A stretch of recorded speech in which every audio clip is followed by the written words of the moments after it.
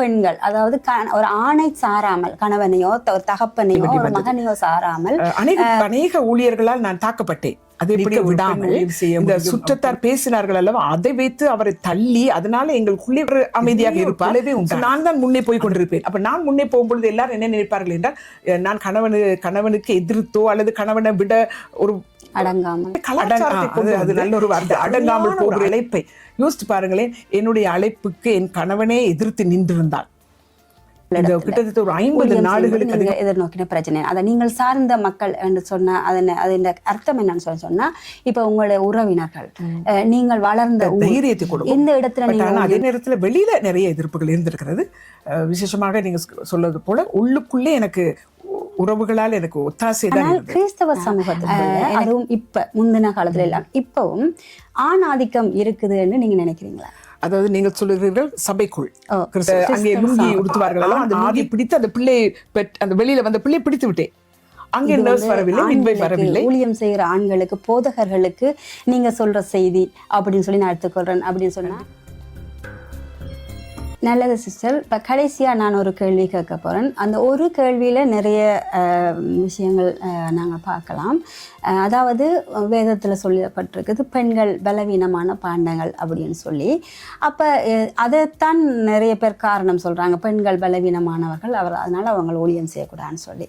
இப்போ நான் என்ன நினைக்கிறேன் சொன்னால், பலவீனத்தில் 2 வகையான பலவீனம் இருக்குது. ஒன்று உடல் ரீதியான பலவீனம், ஒன்று உள ரீதியான மன ரீதியான பலவீனம் இருக்கிறது. இந்த உடல் ரீதியான பலவீனங்களில் நீங்கள் எதிர்நோக்கின பலவீனங்கள் என்ன? உதாரணமாக இப்போ உடல் பலவீனம், உடல் நிலையில் இருக்க பிரச்சனை இருக்கலாம். மற்றது ஊழியம் செய்யும்போது, விசேஷமாக பலிபட ஊழியத்தில் நிற்கும்போது எங்களுக்கு இந்த மாதவிடாய் பிரச்சனை வரும். இப்படியான பிரச்சனைகளை நீங்கள் எதிர்நோக்கி இருக்கிறீங்களா? எப்படி அதை சமாளிச்சிருக்கிறீங்க? இந்த தடைகள், அதாவது உடல் ரீதியான தடைகள் என்று சொல்லும் பொழுது ஏராளமாக இருக்கிறது. சொல்லப்போனால் பெண்கள், நீங்கள் சொன்னீங்க பெண்கள் பலவீனமானவர்கள் என்று சொன்னீர்கள் அல்லவா. நான் என்ன சொல்கிறேன் என்றால், பெண்கள் உண்மையிலே பலம் உள்ளவர்கள் தான். என்னுடைய அம்மா 12 பிள்ளைகளை பெற்றெடுத்திருக்காரு. அப்படி என்றால் அவர்கள் பலவீனமாக இருக்க முடியுமா? அவர்கள் பலம் உள்ளவர்கள். ஆனால் இங்கே பலவீனமான பாடம் என்று சொல்லப்படுகிறது எது என்றால், அவர்களுடைய வார்த்தையிலே பலவீனமாக பேசிவிடுகிறார்கள். அந்த சப்ஜெக்ட் சொன்ன இடம் வேதத்திலே கொரிந்தியரில் சொல்லும் பொழுது, அவள் எல்லார் முன்னுக்கும் சில காரியங்களை பேசிவிடுகிறாள். அங்கே வாய் பலவீனமானது என்கிற ஒரு காரியமும் இருக்கிறது.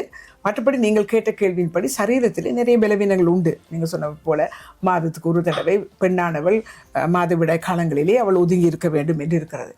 அதுவும் நீங்கள் பார்த்தீர்கள் என்றால், கலாச்சார இதிலே நம்முடைய தமிழ் கலாச்சாரத்தை எடுத்துக்கொண்டால் வீட்டுக்கு வெளியிலே தான் இருக்க வேண்டும் அந்த 7 நாளும். இப்போ இங்கே லண்டனில் நீங்கள் இருக்கிறீர்கள், வெளியிலே வைத்தால் என்ன ஆகும்?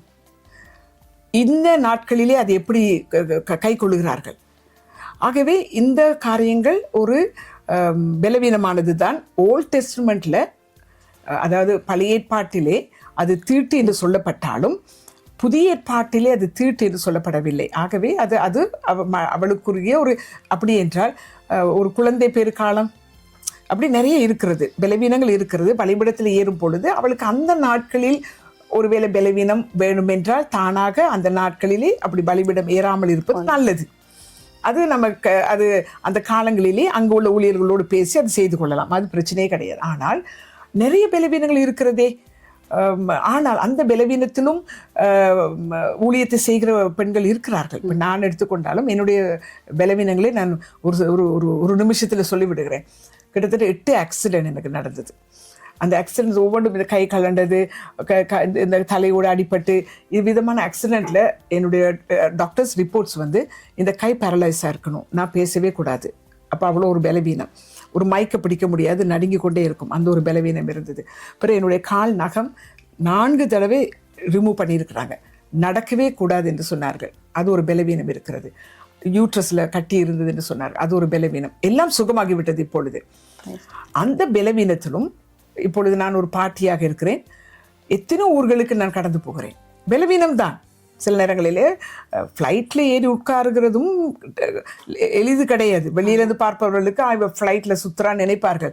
ஆனால் அதில் உட்கார்ந்து எலும்பி வந்தால் தான் தெரியும். ஆகவே பலவீனங்கள் இருக்கிறது. ஆனால் அந்த பலவீனங்களிலும் ஆண்டவர் மேல் வைத்திருக்கிற வாஞ்சை ஒன்று, இரண்டாவதாக அழைப்பு, காலம் தாமதமாகாமல் அவருடைய வருகைக்கு முன்பதாக இதை முடிக்க வேண்டும் என்று ஒரு ஆவியினுடைய அறிவு வரும் பொழுது இந்த பலவீனங்கள் எல்லாம் தானாக போய்விடுகிறது. அந்த நேரத்தில் இருக்கத்தான் செய்கிறது, ஆனால் செய்து முடித்ததும் அது ரொம்ப சந்தோஷமாக இருக்குது. இன்னொரு விஷயத்தை நான் சொல்ல வேண்டும். இது விஞ்ஞான மார்க்கத்தில் சொல்கிறார்கள். எப்படி என்றால், ஒருவர் பிரசங்கம் பண்ணும், அதாவது 1 மணித்தியாலம் பிரசங்கம் பண்ணின ஒரு மனிதனுக்கும் 8 மணித்தியாலம் விவசாயி தோட்டத்திலே வேலை செய்வதற்கும் எவ்வளவு விரயம் போகிறது அல்லவா? ரெண்டும் சரியானது என்று சொல்லுகிறார்கள். அப்படி என்றால் எவ்வளவு ஒரு 1 hour பிரசங்கம் பண்ணுவது எவ்வளவு கடினமான ஒரு காரியம் அல்லவா? ஆனால் அந்த பலவீனம் இருந்தாலும் அதை செய்து முடித்ததும் ஒரு சந்தோஷம் வருகிறது அல்லவா? அது இந்த பலவீனங்கள் எல்லாம் மாற்றிவிடுகிறது. மற்றபடி நீங்கள் கேட்ட கேள்வியின்படி அந்த பெண்களினுடைய அந்த மாதவிடாய் காலங்களிலே கொஞ்சம் வேண்டுமென்றால் அவர்கள் அந்த ஒரு 7 நாள் இளைப்பாறுதல் பண்ணிவிட்டு ஊழியங்களை செய்யலாம். அந்த நாட்களில் செய்யவில்லை என்றால் ஆண்டவர் ஒன்றும் கழுத்தை பிடித்து கேள்வி கேட்கப் போவது கிடையாது. அதை நாங்களாகவே உணர்ந்து அதை நாங்கள் அழகாக அதை அமைத்து கொள்ளலாம். இல்லை, அது எனக்கு ஏற்றுக்கொள்ளக்கூடிய மாதிரி இருக்குது. என்னன்னு சொன்னால், அதாவது அவர்களை பொறுத்து அது பலவீனமா இல்லையான்றது அவர்கள் எடுக்கிற முடிவு. நான் அதில் உண்மையாக நான் இந்த கேட்டது இந்த நோக்கம் இதுதான், இந்த தீட்டு என்ற ஒரு நோக்கத்தை வைத்துக்கொண்டு இந்த பெண்கள் பலவீனம் இதில் மற்றது உடல் ரீதியாக நிறைய பெண்கள் பலவீனமானவர்களாக இருக்கிறார்கள். இல்லை, ஆண்களோடு ஒப்பிட்டு பார்க்கும்போது சில இடங்களில் பலவீனமாக இருக்கிறார்கள். ஆனாலும் எது பலவீனம் என்பதை அவர்கள் தான் முடிவெடுக்க வேண்டும். பார்த்து கொண்டிருக்கிறவர்கள் நீ இதில் பலவீனமான ஆளுன்னு சொல்ல முடியாது. அதே போல் உள ரீதியான பலவீனம் அப்படின்னு சொல்லும் பொழுது நாங்கள் நிறைய உணர்வு ரீதியாக பலவீனமானவர்களாக இருக்கிறோம் பெண்கள். அதாவது எல்லாவற்றுக்கும் அழுகிறது, டக்குன்னு அழுகிறது, எல்லாத்தையும் ஓவரா சந்தோஷப்படுறது, இப்படியான இதெல்லாம் பெண்களிடம் அதிகமாக இருக்கிறது ஆண்களை விட. அதாவது உணர்வுகளை வெளிக்காட்டுற விதம் அதுதான். இப்போ ஆண்களுக்கும் சோகம் இருக்கிறது தான், பெண்களுக்கு தான். ஆனால் பெண்கள் வெளிப்படுத்துவது அதிகம். இப்படியான பலவீனங்கள் பெண்களிடம் நிறைய இருக்கிறது. இப்படிப்பட்ட பலவீனங்களில் நீங்கள் எதிர்நோக்கின பலவீனம் என்ன? முக்கியமாக ஒரு ஆண்களுடைய எதிர்ப்பை, அதாவது ஊழியத்தில் ஆண்களுடைய எதிர்ப்பை நீங்கள் எதிர்நோக்கும் போது உங்களுக்கு அப்படியான பலவீனங்கள், உணர்வு ரீதியான பலவீனங்கள் ஏற்பட்டிருக்கிறதா? இது என்றால் ஏராளமாக ஏற்பட்டிருக்கிறது. 1 2 அல்ல. விசேஷமாக இந்த ரிஜெக்ஷன் என்று சொல்வார்கள். ஏன்னா யூ ஆர் ரிஜெக்டட்.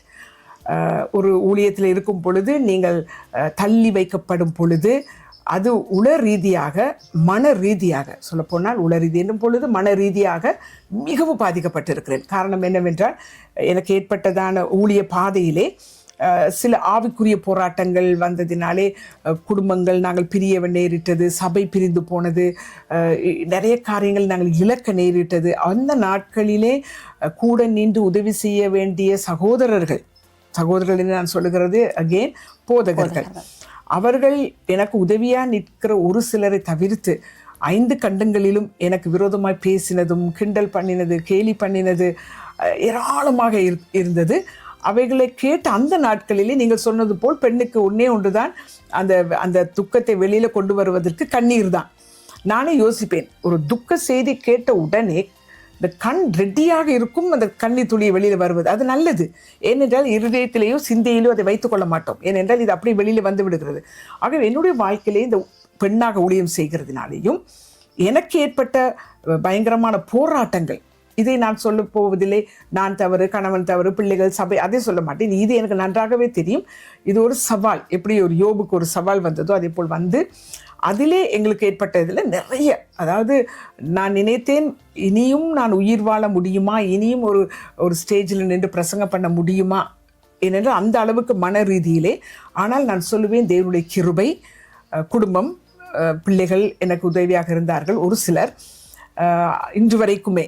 ஆகவே அந்த வேதனையானது நான் ஒரு நாள் உணர்ந்தேன். எப்படி என்றால், எல்லாமே என்னை விட்டு போய்விட்டது. சபையார் போய்விட்டார்கள், கூட இருந்தவர்கள் போய்விட்டார்கள், கணவன் போய்விட்டார். நான் தனியாக வந்து நான் அப்படியே உட்கார்ந்துருக்கும் பொழுது எனக்கு தெரிகிறது என்னுடைய நிலைமை எப்படி இருக்கிறதுனால, என்னோட கை 2 வெட்டப்பட்டு என்னுடைய இருதயம் வெளியிலே கடந்து துடிக்கிறது.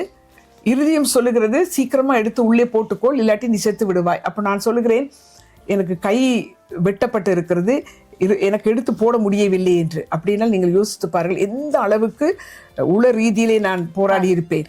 ஆனால் ஒன்று மட்டும் சொல்லுவேன், எந்த அத்தனை மன ரீதி உள ரீதியிலே நான் பாடுகள் பட்டு கஷ்டப்பட்டாலும் பரிசுத்த வேதாகமத்துக்காக நன்றி சொல்லுகிறேன். என்னை ஒவ்வொரு முறையும் நான் தனித்திருக்கும் பொழுது இந்த விதமாக நிறைய இன்று வரையும் இருக்கிறது என்று வைத்துக் கொள்ளுங்கள். அது ஏதோ ஒரு விதத்திலே யாரோ ஒருவர் காயப்படுத்தி கொண்டு தான் இருக்கிறார்கள். எப்படி காயப்படுத்துவார்கள் என்றால், நீங்கள் நன்றாக உடுத்தினால் கேட்பார்கள், இதென்ன இவ்வளோ ஸ்டைலாக உடுத்திருக்கீங்கன்னு. நீங்கள் சிம்பிளாக போனால் ஒரு 40 வருஷமாக ஊழியர் செய்கிறாங்க, வசதியே இல்லாமல் இருக்கிறாங்க. இப்போ என்னையே பார்த்து சொல்லுவாங்க, ஒரு வீடு வாசல் இல்லைம்பாங்க. வீடு வாசல் இருந்தால் இவ்வளோ பெரிய வீடு எதுக்கும்பாங்க. ஸோ இப்படி மாறி மாறி உங்களுக்கு பிரச்சனைகள் வந்து கொண்டு தான் இருக்கிறது. நீங்கள் சிரித்தால் பிரச்சனை தான், நீங்கள் அழுதால் உங்களுக்கு விசுவாசமே இல்லை என்று சொல்லிவிடுவார்கள். இப்படி நிறைய நான் பார்த்துருக்கிறேன். ஆனால் இப்பொழுது நான் என்னுடைய இந்த வழிகளில் என்னை கற்றுக்கொண்ட பாடம் என்னவென்றால், யார் என்ன சொன்னாலும் பரவாயில்லை, சொல்லுகிறவர்கள் சொல்லிக்கொண்டே இருக்கட்டும், பேசுகிறவர்கள் பேசிக்கொண்டே இருக்கட்டும், எதிர்க்கிறவர்கள் எதிர்த்து கொண்டே இருக்கட்டும். ஆனால் என்னை அழைத்தவரும் எனக்கு கொடுத்த அழைப்பும் வித்தியாசமானது. இன்னொன்று, உங்களுக்கு கொடுத்த தாளந்தை நீங்கள் தான் அதை கவனிக்க வேண்டும். இன்னொருவர் உங்களுக்காக அங்கே போய் சொல்ல மாட்டார்கள். நீங்கள் புதைத்து வைத்தால் உங்களுக்கு தெரியும் என்ன நடக்கிறது என்று வேதாகமம் மத்திய புத்தகத்தில் சொல்லுகிறது. ஆகவே இந்த பெண் என்கிறவளுக்கும் அழைப்பு இருக்கிறது, பெண் என்கிறவளுக்கும் அங்கே வேதனை இருக்கிறது, உணர்வு ரீதியாக இருக்கிறது. ஆனால் இதை அனைத்தையும் கடந்து அந்த பெண் எழும்ப வேண்டும் என்றால் தேவனுடைய கிருபையும் தயவும் தான் என்று சொல்லுவேன். உண்மையாகவே நீங்கள் கேட்ட கேள்வியின்படி நான் சொல்லுகிறேன், ஒவ்வொரு பெண்ணும் எழும்ப வேண்டும். எழும்புகிற நாள் தான் இது. Praise God.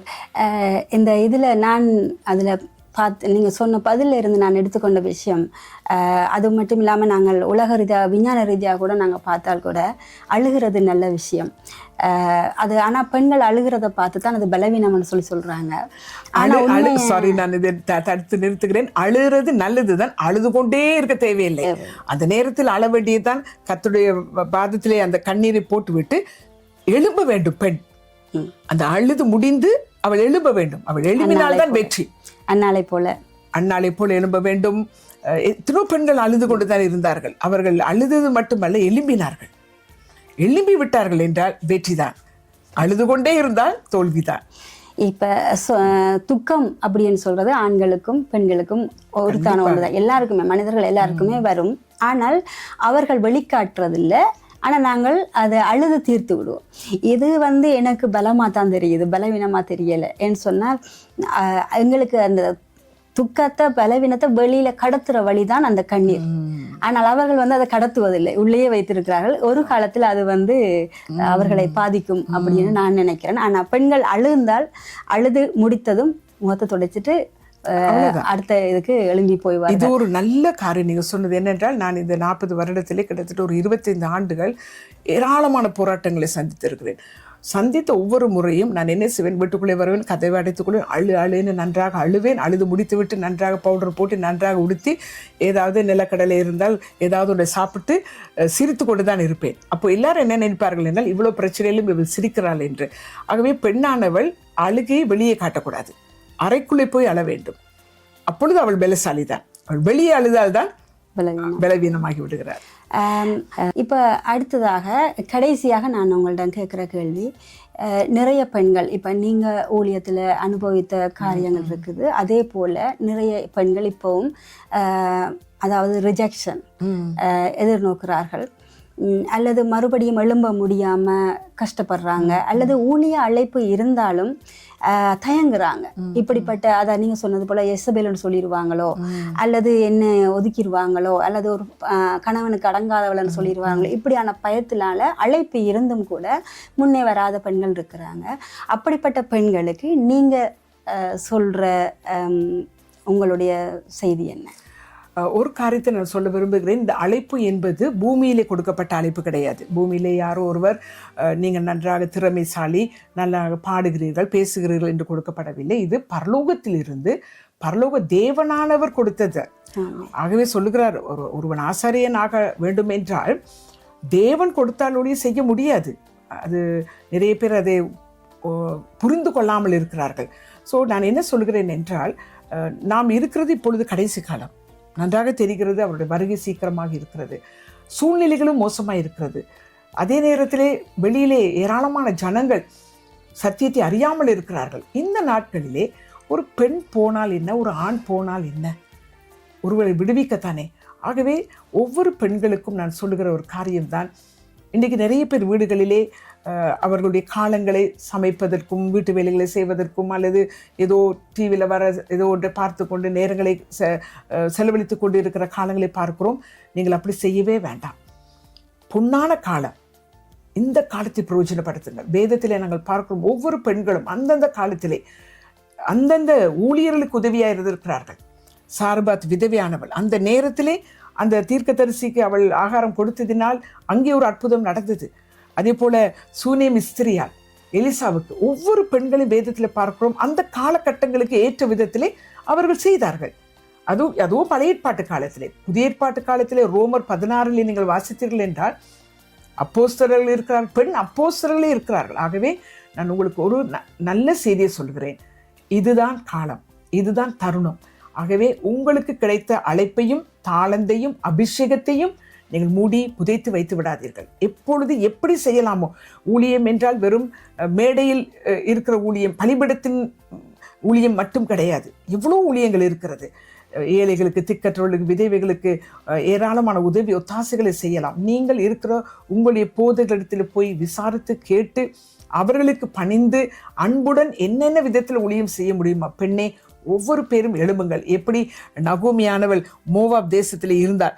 அவள் நல்ல செய்தியை கேட்டதும் வேதம் சொல்கிறது அவள் எழுந்து போனாலாம். அப்போ இன்று நானும் நீங்களும் எழும்ப வேண்டிய நாள். அப்படியே நாங்கள் அமர்ந்து உட்கார வேண்டிய நாள் அல்ல. இது ஒரு நாள் கிடைத்திருக்கு. இப்போ நான் அது சந்தோஷமாக நான் ஏற்றுக்கொண்டிருக்கேன். ஏனென்றால் என்னுடைய வயதிற்கு நான் எழும்பி ஓடின காலங்களை நினைக்கும் பொழுது சந்தோஷப்படுகிறேன். ஏனென்றால் இன்னும் ஒரு 5 ஆண்டுகள் நான் உயிரோடு இருந்தால், கர்த்தருக்கு சித்தமானால் படியேற முடியுமா எனக்கு தெரியாது, தனியாக நான் போக முடியுமோ தெரியாது. ஆனால் இந்த காலகட்டங்களிலே செய்த ஊழியங்களை நினைத்து இப்பொழுது சந்தோஷப்படுகிறேன். அடுத்து நீங்கள் சொன்னீர்கள், தனிமையாக இப்பொழுது போகும் பொழுது வருகிற எதிர்ப்புகள். அதில் ஒன்றுதான், பெண்ணானவள் அடக்கம் ஒடுக்கமாக அவள் வஸ்திரங்களை தரிக்க வேண்டும். நீங்கள் சுவிசேஷத்தை சொல்ல போகும் பொழுது உங்கள் வஸ்திரம் சீராக இருக்க வேண்டும். அதிலே நாங்கள் மிக கவனமாக இருக்க வேண்டும். அடுத்ததாக உங்கள் பேச்சிலே நீங்கள் கவனமாக இருக்க வேண்டும். எந்த சத்தத்தை எப்படி உயர்த்தி அல்லது எப்படி அன்பாக நீங்கள் பேசுகிறீர்கள், அதற்கு ஞானம் வேண்டும். இவ்விதமாக தனிமையாக போனால் கூட, அதாவது தனிமையாக போக வேண்டும் என்று சொல்லவில்லை, ஒரு சந்தர்ப்பம் கிடைத்து விட்டால் அந்த இடத்திலே நீங்கள் உடனடியாக, நான் சொன்னேன் அல்லவா, அந்த குழந்தை பேறு நேரத்திலே ஒரு டாக்டராக நர்ஸ் ஆயிட்டேன். அதே போல நீங்கள் அந்த சூழ்நிலைக்கு ஏற்ப விதத்திலே நேர்த்தியாய் நடந்து கொண்டீர்கள் என்றால் அநேக எதிர்ப்புகளை நாங்கள் சந்திக்காமல் அங்கே ஒரு நல்ல காரியத்தை நாங்கள் செய்ய முடியும். ஆகவே பெண்ணானவள் நிறைய நன்மைகளை குடும்பத்துக்கு செய்கிறாள். இந்த நாட்களிலும் நிறைய நன்மைகளை ஒரு பெண் செய்ய முடியும். ஆகவே ஒரு பழமொழி சொல்வார்கள், ஆவதும் பெண்ணாலே அழுவதும் பெண்ணாலே என்று. அழிக்க முடியும் என்றால் ஆக்கவும் முடியும் அல்லவா? ஆகவே புத்தியுள்ள ஸ்திரீ தன் வீட்டை கட்டுகிறாள் என்று நீதிமொழியில் 14 சொல்கிறது போலவே ஒவ்வொரு பெண்ணும் எழுந்து புத்தியாய் வீட்டையும் திருச்சபையும் சபையும் கட்டுவோமாக. ரொம்ப நல்லது சிஸ்டர். நான் நிறைய கற்றுக்கொண்டிருக்கேன். உங்களுடைய 45 வருட ஊழிய அனுபவம் பேசியிருக்கிறது. அப்படித்தான் நான் நம்புகிறேன். நிச்சயமாக கேட்டுக்கொண்டிருக்கிறவர்களுக்கும் இது நிச்சயம் உபயோகமாகவும் ஆசீர்வாதமாகவும் இருக்குமென்னு நான் நம்புகிறேன். பெண்கள் வெறுமனே அழிவுக்கு மட்டுமல்லாமல் ஆக்கத்துக்கும் பயன்பட முடியும் என்றதை நாங்கள் நம்புவோம்.